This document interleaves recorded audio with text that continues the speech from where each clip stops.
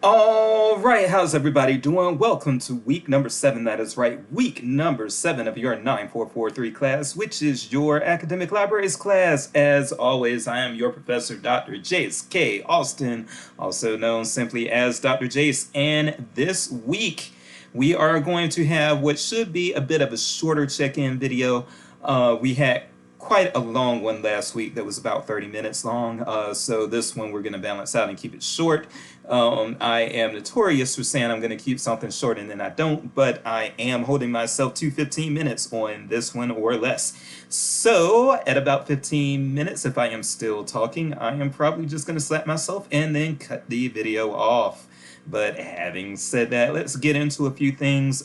We don't have a lot to talk about in the way of course updates this week, and then when it comes to the content of what we're going to talk about this week, which is consortia, I'm going to keep that pretty basic too.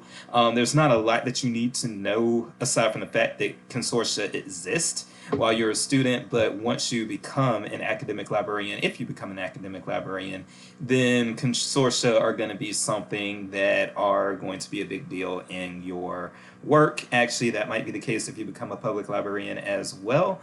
So either way, yes, we are going to just make sure with this video that you are aware that library consortia exist, but we don't have to do much beyond that. You just need to know they exist for the purposes of being a student right now, and then you'll revisit this when you actually get hired.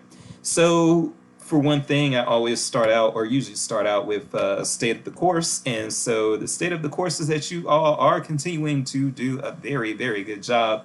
I was very entertained, very pleased, and very just a lot of thoughts related to the last bit of discussion posts for related to specifically the toxicity and library leadership, but also just the readings from week 6. There were a lot of very interesting discussion board posts on that, and I will say that there was a mix. There was a very big mix of how people felt about that reading. Some people, I can tell that some people feel that the course might be taking too negative of a tone. Hopefully that will be resolved with some of the things you'll be learning from here on out. But I don't like for it to seem negative. I just want it to seem realistic. There are just going to be courses that kind of sell libraries as being just the greatest thing of all time within this program, full of the best people that you'll ever meet and the greatest working environments that you'll ever see. And I don't want you all to come away with that type of library work is great. But I don't want you all to come away thinking that it's perfect and it's stress-free and it's flawless and all these other things. There are a lot of things that you just have to think about when it comes to libraries, things that you have to consider, be mindful of, and one of those things is going to be toxic leadership, because the pipeline to getting into library leadership has it's a little suspect. I'll just put it that way. And so getting people into library leadership the way that we do does not really do the best job of vetting people out that should not be library leaders. And I don't believe that that's the case. I don't believe that that's necessarily something that's specific to libraries or exclusive to libraries, but I will say that there are some library unique, library specific things that may contribute to that. One of those things being that, yes, I am a firm believer that libraries often end up hiring people that are not employable elsewhere, and so there are problems that come with being the type of institution that has that type of energy going on. Anyway, so I enjoyed your discussion posts that week, last week, and your discussion posts are still going great. Keep up the good work. As far as what's going on now, I want you all to be aware that your first essay assignment is due a week from Sunday. So not this coming Sunday, which is the 10th, but as you can see here, the 17th, that'll be your essay assignment number 1. And that's going to be something that you turn in more traditionally. It's not going to be a discussion post the way that your library website analysis was. So just be aware of that. The assignment prompt is available It's not very long, 1,000 words. Um, the written assignments in this course are specifically kept short. That is something that my predecessor, John Budd, did purposely, and I am kind of keeping in that theme for the moment. I have taught this class before one time, but in my second time teaching it, I did not want to make the assignments more robust because the students actually did respond to the assignment prompts well the first time I taught it. So I revamped the readings for the course, but not the assignments that much. So there have been a few modifications of the assignment based on me. This was an assignment that I inherited from John Budd, and I've modified it a little bit, but not a whole heck of a lot. And what I'll probably end up doing is I might end up replacing it after this semester. But again, the students enjoyed the assignments as they were when I taught this the first time, which I believe was back in 2019. So I decided to keep things kind of grounded the way they had been.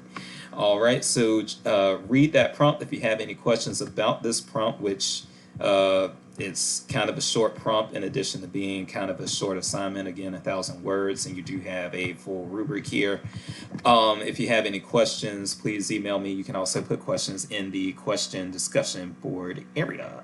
So there is that, and that is pretty much all you really need to know for now. Just keep up the good work with the discussion posts, keep up with your readings, and know that that assignment is coming.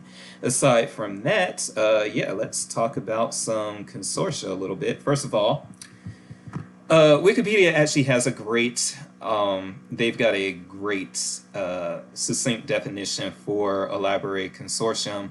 A library consortium is a group of libraries who partner to coordinate activities, share resources, and combine expertise. That is really that's the definition right there, is that first sentence. Now you can read into that first paragraph a little more. The International Coalition of Library Consortia is an informal discussion group of such consortia. I don't even know why I read that. That didn't need to be read. But library consortia offer significant advantages to increasingly strapped libraries. The sharing of resources and collaboration on shared goals often enable libraries to deliver higher quality services than they would be able to deliver on their own. So basically, when I talk about consortia, I am, as you see in this Wikipedia page, I'm talking about libraries teaming up, sharing resources, sharing expertise, and that way, well, it's just a better service to the public. That's the most basic way that I can put it. When you have libraries that are teaming up, sharing resources, and sharing expertise, they can serve the public a little better because, for one thing, a lot of times libraries will purchase certain databases as a consortia. And when they do that, that allows them to get databases that would usually be out of their price range. So as an example, where I used to work, Coastal Carolina University, they have a resource called Westlaw Academic. And Westlaw Academic is kind of a scaled down version of the Westlaw database that a lot of lawyers use and that a lot of law schools subscribe to. Now, Coastal Carolina University does not have a law school, so there was no need for them to have the full Westlaw, but they've got a pre-law minor and they've got some other things, some business classes for one, that made having an actual legal database feasible and necessary for the students, or I shouldn't say necessary, but certainly very optimal for the students. So, but Westlaw Academic was not something that Coastal Carolina, even though it's kind of a scaled down version, it was still not something that Coastal could afford on their own. So Coastal entered a consortium agreement with some other academic libraries in the area, and together they pulled resources to purchase Westlaw Academic for everyone within the consortia, but it allowed for no single library to have to pay full price. It's still very expensive, don't get me wrong, but no one library was paying full price, and that was a good thing. And so it worked out for Westlaw because Westlaw got to sell their product to more libraries, but then it also worked out well for the consortium libraries involved because all of them probably either could not afford Westlaw, or if they could afford Westlaw, it was going to put a very, very huge strain on their budget, and they may have had to cut other things. But now they can free up those funds for other things. So you need to know that library consortia exist, and they are very popular these days within academic libraries. Just to show you a few here. First of all, since we are dealing with Missouri, I will go over that Missouri has a consortium called Mobius, and it's based in Columbia. And even though most of the libraries are Missouri-based libraries, there are some Mobius members that are in Kansas, Iowa, Oklahoma, and apparently also Texas, which I did not realize. But look at the membership. As you can see, most of the, now this, I don't know if the pandemic has affected any of this, because this is as of 2020. But as of 2020, as you can see, you have 7 public libraries, 3 special libraries, the Missouri State Library, but then look at these numbers for comparison. 7 public libraries, 3 special libraries, the Missouri State Library, and 66 academic libraries. So academic libraries are the ones that I see that are being the most proactive in involving themselves in consortia agreements and that sort of thing. And so really when we talk about, when we have a class about academic libraries, I do think that the consortium agreements is something that does merit just some mention, because it is something that the academic libraries do, and it is something that you as an academic librarian might want to be involved in and might want to seek out when you find that your library can't afford a particular resource or is limited in its space for housing physical collections or anything like that. That's when you may want to see if you can get a consortium agreement started, and that way you can have things like reciprocal borrowing agreements. I'm going to show you an example of that here where I used to work, UNC Greensboro. So UNC Greensboro has a full borrowing from other libraries page. And one thing that you'll see is that these cooperative borrowing agreements, these are part of consortium arrangements that are set up. And UNC Greensboro is subject to 2 such consortium agreements. One is just basically within the UNC system. So all of the universities within the UNC system, I should say all of the public 4-year universities in North Carolina are part of the UNC system. So you can see the member schools here. And I used to work at UNC Greensboro. I went to UNC Wilmington in undergrad, and I went to North Carolina Central University, the only HBCU with a accredited library science program. I went there for my master's degree in library science.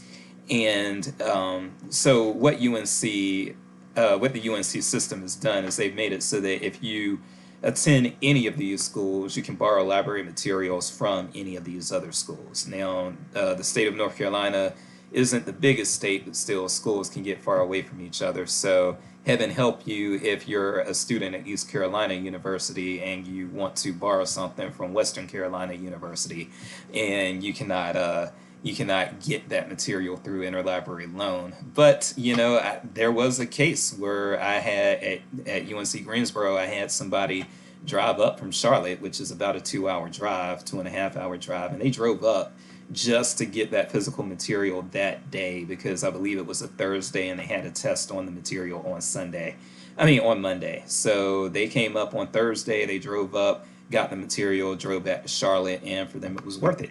And then you can see that we are going to go slightly over 15 minutes, but not too bad. UNC Greensboro also has a consortium agreement called TALA, which is the Triad Academic Library Association, and these schools are schools in what they call the Triad area of North Carolina, which is Greensboro, High Point, and Winston-Salem, North Carolina.